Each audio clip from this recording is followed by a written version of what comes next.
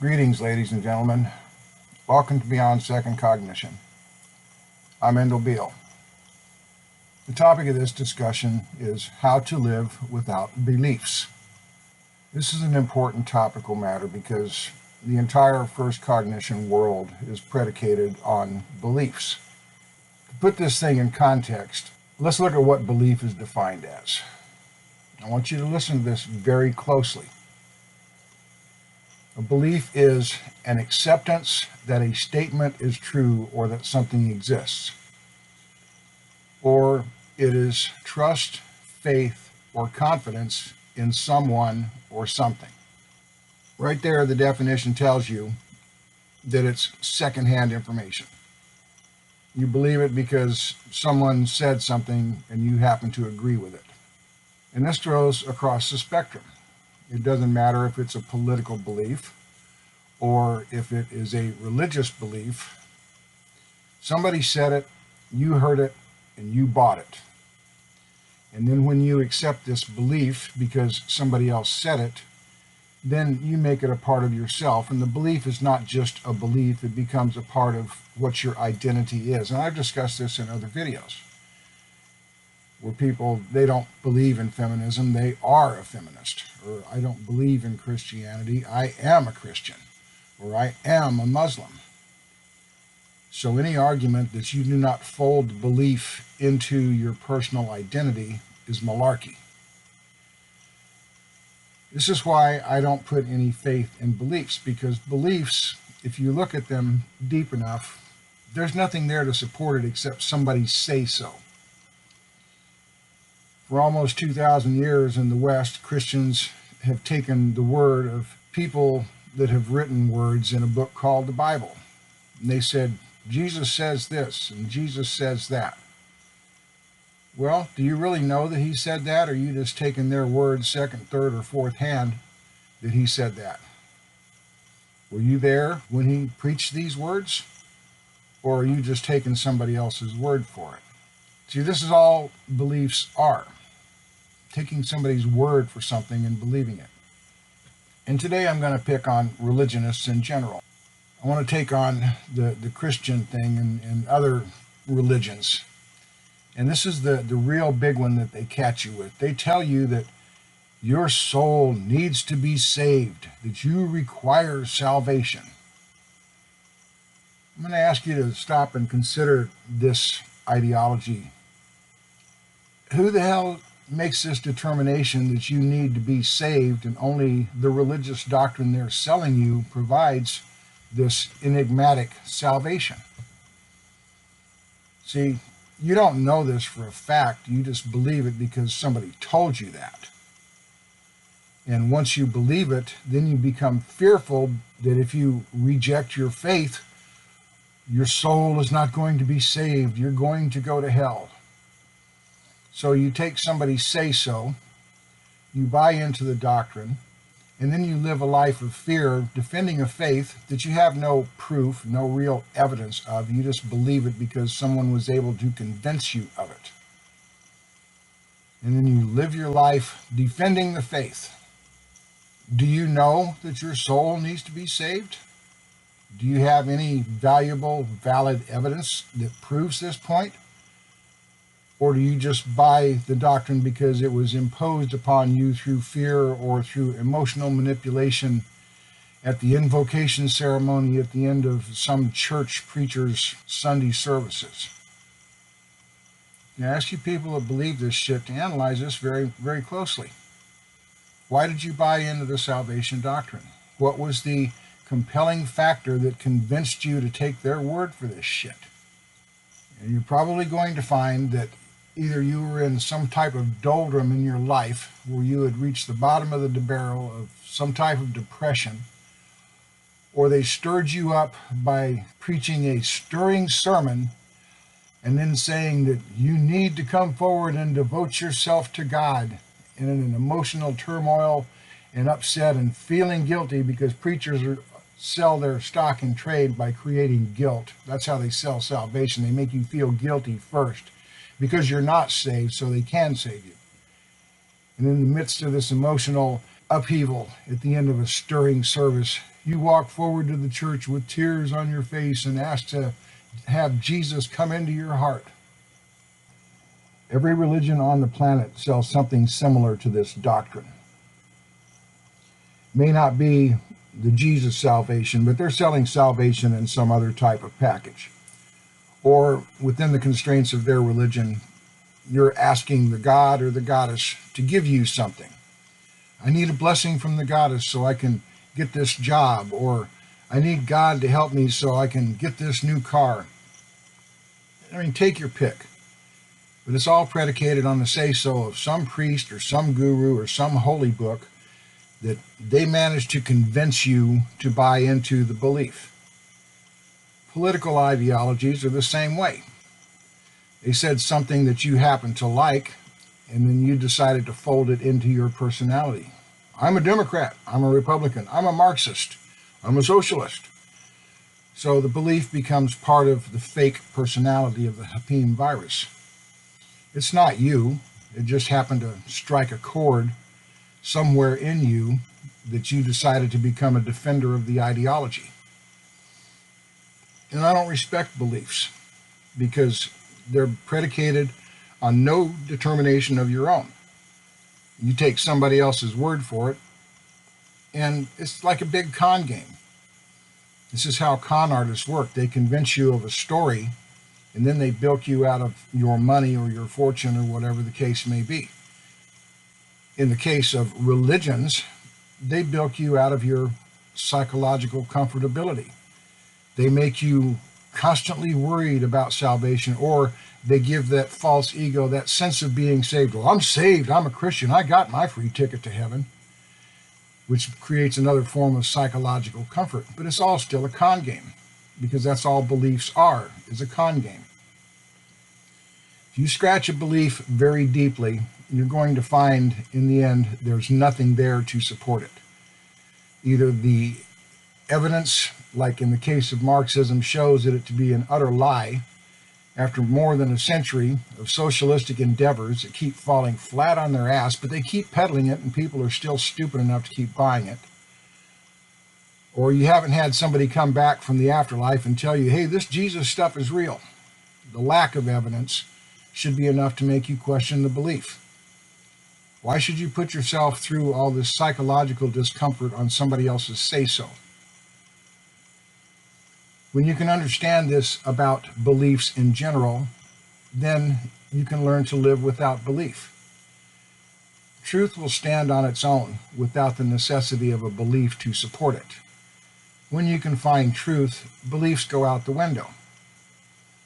Now, there's always room for doubt. There's always room for questioning. And healthy questioning and healthy skepticism are a good thing because they make you look at things and don't let you buy a pig in a poke, a belief, because somebody else said so, or because they can wave a fucking holy book and say, this is the word of God. Well, how do you know? Did God tell you that directly? If you don't have any direct knowledge of it, then it's hearsay. And your whole personality is shaped around hearsay by some demagogue asshole that can get up there and preach a good speech and convince you to buy into their ideology. Hitler in Germany, after the First World War, Germany was in a depression. It was so bad that it literally took a wheelbarrow full of German marks to buy a loaf of bread. The money had become so worthless, and the German people had been so beat down, they would listen to anybody that sold them anything to make them feel good. In walks a demagogue like Hitler, preaching racial superiority and everything else, trying to instill a little bit of pride in people that had been beat down and just had the dog shit beat out of them economically and otherwise after World War I. When you put somebody at the bottom of the barrel that way, they'll buy just about any product. In that case, they bought Hitler's product. In the case of religion, all they got to do is get you emotionally beat down about how you're a sinner and how you're unworthy and how you have to have Jesus in your heart, and it's the same fucking shit. They peddle you the belief in a point of emotional distress. The same with the victim mentality and the SJWs. They pick you because you're emotionally in angst. They play upon your emotions and use your emotions against you to convince you of their malarkey. I don't care which belief you want to look at. Pick your, they're all the same. They all play on emotions. They all play on people that are foolish enough to buy the secondhand information without any thinking. And when you start scratching beliefs and start looking underneath them, you're going to see the fallacy of what they actually are.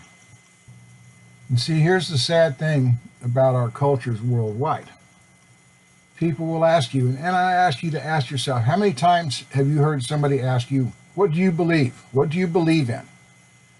You know, it's your belief that's going to make the determination whether I give you any respect or not. You know, if your beliefs mirror mine, then hey, maybe I can respect you and we can become friends. But if you don't believe like I do, then, you know, I'm not going to associate with you. And belief is what sustains the whole first cognition perceptual world. You take away the beliefs, there's nothing there. This is the illusion in beliefs. The belief or acceptance that a statement is true or that something exists.